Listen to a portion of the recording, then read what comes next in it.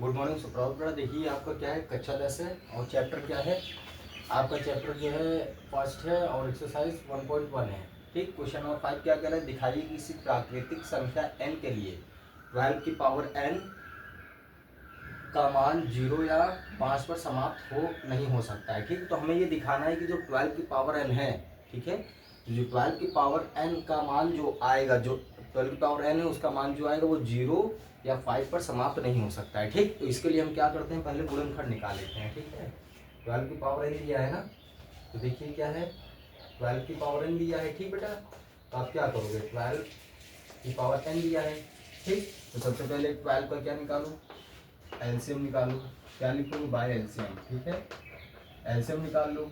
ठीक, तो देखो 2 6 जा क्या हो जाएगा, 2 6 जा 12 और 2 3 जा 6 और 3 1 जा 3 हो जाएगा। ठीक है, यानी ये आपका क्या है, 12 की पावर n है।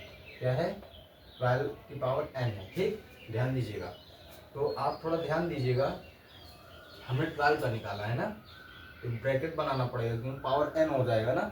तो 12 का अगर आपने फैक्टर किया तो फैक्टर में क्या हमें 2 इंटू 2 इंटू 3 आपको क्या हो गया है, प्राप्त हो गया। ठीक है, देखो 12 यहाँ पे है ना, तो इसका क्या हो जाएगा, देखो 2 इंटू 2 इंटू 3, 2 इंटू 2 इंटू 3 की पावर क्या हो जाएगा, n हो जाएगा। ठीक, पावर n है तो इसका हमने फैक्टर किया है, गुणनखंड किया है। ठीक है, तो गुणनखंड पे हमको क्या प्राप्त हुआ है, 2 इंटू 2 इंटू 3।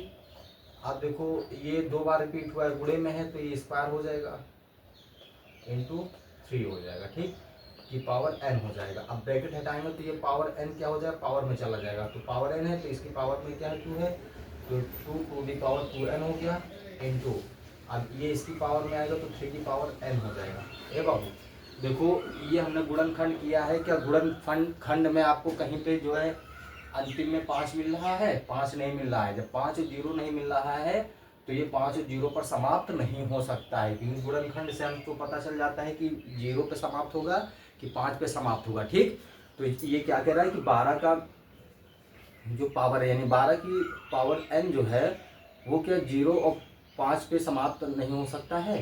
ठीक है, अगर हमको क्या है कि गुणनखंड में 0 या 5 मिल जाए अंत में, ठीक है, या इसका इकाई अंक हमारा 0 और 5 मिलता है, ठीक है ना, तो हम कह सकते हैं कि समाप्त हो सकता है। लेकिन यहाँ पे मिल रहा है, नहीं मिल रहा है, तो ये समाप्त नहीं हो सकता है। ठीक है, क्योंकि इसका जो अंतिम अंक है या गुणनखंड में ही देख लो 0 5 नहीं मिल रहा है ना।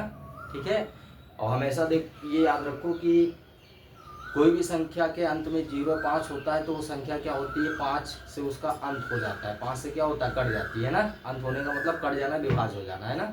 लेकिन इसमें देखो अगर इसका हम गुणा करेंगे, ठीक है, 2 दूनी 4 या 12 है ना, 12 में देखो इकाई 12 तुमने लिखा है, ये 12, अब 12 का गुणनखंड किया तो ये 2 गुणे 3 आया है ना।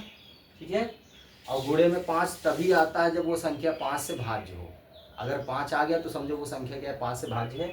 लेकिन इसमें 5 नहीं आया है, तो 5 जब नहीं आया है तो ये क्या है, 0 या 5 पर समाप्त नहीं हो सकता है। ठीक है ना। तो गुणनखंड में हमारा 5 इवन नहीं किया, जब इवन नहीं किया तो 5 से समाप्त नहीं होगा, जब 5 से नहीं होगा तो 0 से भी नहीं होगा। ठीक है ना, समझे कि नहीं, क्योंकि इकाई तुम्हारा अंक क्या होना चाहिए, 0 या 5 होना चाहिए, तभी तो 5 से समाप्त होगा। अब ये ना हो तो उसका गुणनखंड कर लो, गुणनखंड में अगर 5 आपको मिल जाए तो समझो 5 से वो समाप्त तो हो सकता है, अगर ना मिले तो 5 से समाप्त नहीं हो सकता है। ठीक है, ये आपका आंसर हो गया। ठीक है ना, समझे कि नहीं।